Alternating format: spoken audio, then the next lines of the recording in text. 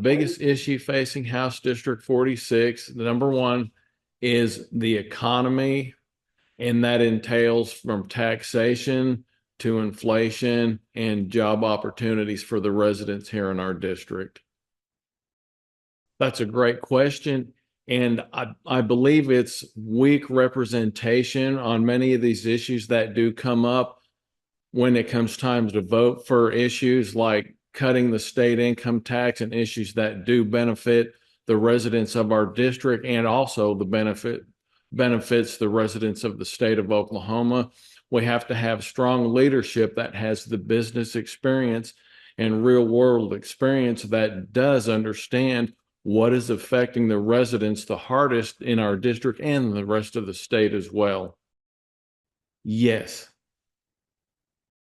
Sure. Well, because I think it's not a partisan issue when you're working on the benefit of the residents of your district, which is protecting the taxpayers in our district and those who live in the district. It's not a partisan thing to protect people. And in many of the conversations we've had at the doors with all likely voters, it's a lot of people feel like they're tired of the partisan arguing and partisan fighting back and forth, and they want and expect their representatives to work on the behalf of every resident in our district. And a lot of them feel, we might not agree on everything, but the things that we do agree on, we can find common ground in making sure we're protecting the taxpayers here in our district. No, I don't believe he does. And with the many of the conversations that I have had at the doors, it's not a personality contest. The residents and many of the teachers here in the district and parents as well that we've talked to, they want their children to have the education that they deserve. They want their children to be able to go to school and then come home and know that they are going to be able to function when they transition into the job market and adulthood once they're done with their secondary education. And those that choose to go the college route, that's the same feeling as well. So it's really not a personality contest with Mr. Walters. It's families. They want to know that their representative is going to work with whoever other elected officials are to make sure we're moving the needle forward, to making sure that our students and our young people have the capability to make decisions for themselves when they get into adulthood and in the job market. That's a great question. And I think when we use the term or propose a tax cut, I think it has to go hand in hand with pulling back regulations at the state level that are putting burdens on our small businesses here in the state. I think they have to work hand in hand. But at the same time, I think we really need to sit down and look at this, because there are 8 states in the union that do not have a state income tax, and having the ability to sit down and work with those, whether they're in the same party or in the opposing party, and have differing opinions on this or ideas, to sit down and find out what works best for the state of Oklahoma and for the taxpayers here in the state. Look, we do understand that some Oklahomans do depend on services here in the state. So sitting down and finding out what works best for the state of Oklahoma. City News did an article a few months ago about this, and the research that they did, that the 7 of the 8 states that don't have a state income tax, Oklahoma is behind those on median and higher income migration to their state or job creation to their state. And also they found that there were no effects on services or other municipal or city taxes being raised on the residents in these cities, in these states. So I don't think it's a one size fits all tax plan or policy. It's what are our legislators doing to make sure we can find out what works best for the state of Oklahoma? Well, I've been out here since 2017. That's when I was first elected. And Honestly, as a Democrat in a Republican district, I also have to work very hard out here. It's not like it's any kind of safe seat, meaning I have to go talk to my constituents. Even if, even if I didn't have a safe seat, that's the way I would do things anyway. But I like to think that I know what District 46 constituents, need and want better than most almost any state representative or senator.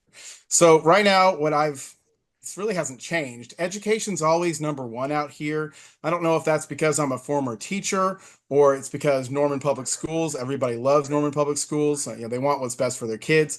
That's always number one when I'm going to the doors. So honestly, who comes up? It's Superintendent Ryan Walters.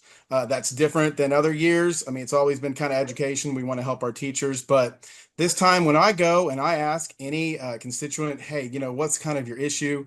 Republican, Democrat, Independent, they all say, what's wrong with the state superintendent? So I'm doing my very best to try to answer those questions as a state representative, and there is bipartisan pushback against some of what Superintendent Walters is trying to do.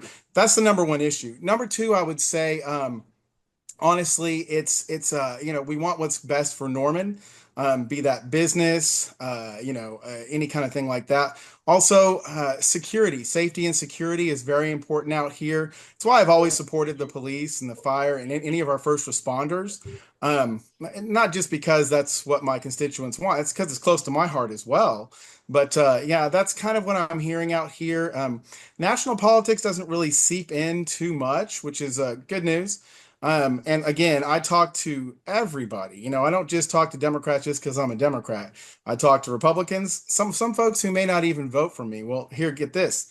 I'm the state representative of everybody. So, I don't care if you're Republican, Democrat, Independent. I represent you, so I want to have all those voices. Well, everybody says, incumbents, your time's up, whatever. The way I look at it, first of all, experience matters. I can tell you right now, from being in 2017 to now, things changed so fast. Relationships get built.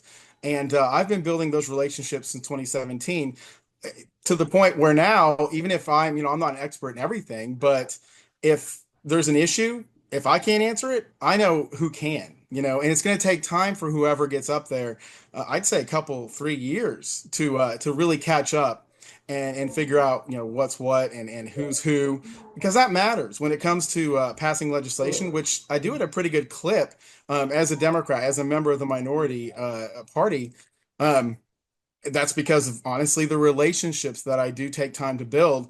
Again, I work across the aisle. I do not care if you have a D or an R by your name. If you're willing to work for what's good for Oklahoma, then I'm willing to work with you. I think that's really important because relationships, they take time to build. So my constituents already know that. This is not my first reelection campaign. And when they choose me, what I hear a lot of is, hey, thank you for helping. Thank you for using the relationships you've built to answer our questions or to solve our problems.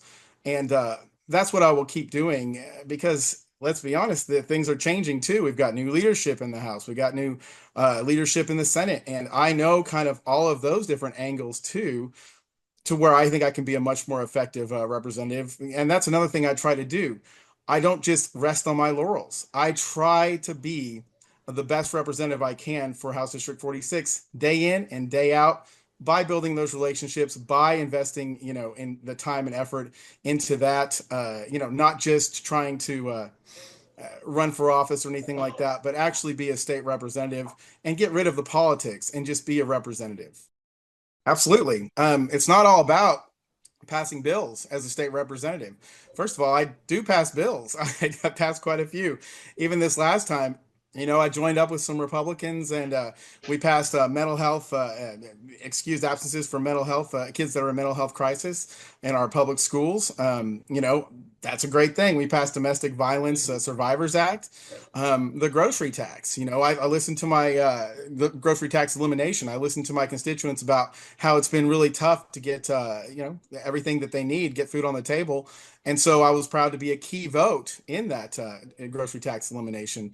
So again, it's not all about just passing bills. And another thing very important that people forget, as a member of the minority, I basically get to be more of an independent voter. I get to be a true representative. If you're a member of the majority, if you don't do what the majority tells you to do, well then you're ousted. You're less than. So that's something I tell people when they ask me the same question, on their doorsteps, that hey, listen, you may get a member of the majority, should you choose my opponent, but they're not going to get to vote for the district. They're going to have to do what the majority tells them to do. Ryan Walters is a clear and present danger to our public schools, and especially here. You look no further than when our superintendent said, we're not going to do the Bible mandate that he tried to throw down on us with really no backing. Our superintendent, he doesn't do things lightly. He talks to Republicans, Democrats, whatever. Norman's not like a liberal bastion like everybody thinks it is. It's more 50-50. It's more real purple. And so that goes to show you that yes, and that was very well received, not just by me, not just by folks in District 46, but in all of Norman, because even when I talk to very conservative folks, and I'm Christian as well, they don't want the Bible in our public schools for all the different reasons, but mostly because they don't trust teachers to teach the Bible. They think it should go to Sunday school, which I completely agree with. And not only that, it's just one of those things where he seems to not understand what local control means. And that's what we try to keep having those conversations. It's really important to folks in District 46 to have those local controls. Especially when it comes to our local school board members, and that's what I tell folks all the time. I'm like, let's go ahead and build a relationship with your school board member. That way, you can have more of a say, rather than having this guy in the State Department of Education. Really, just it's overreach. It's massive overreach, and that's not just me saying that. That's me reflecting the wishes and really the majority of District 46. We only have to look just a few years ago. I mean, it feels like I've been in office for thousands of years because just so many crazy things have happened, from the teacher walkout to, being $1.8 billion in the hole. Let's talk about that. When I was first elected in 2017, so 2018 was my first real session because it was a special session. What happened? We were $1.8 billion in the hole. So what that says to me is that we don't need to be messing with any kind of further tax cuts, and that's probably one of the reasons why it couldn't get passed, even though it's a majority of Republicans in the House and the Senate, and of course the governor. It's because they couldn't see eye to eye because they don't want to go back to those times.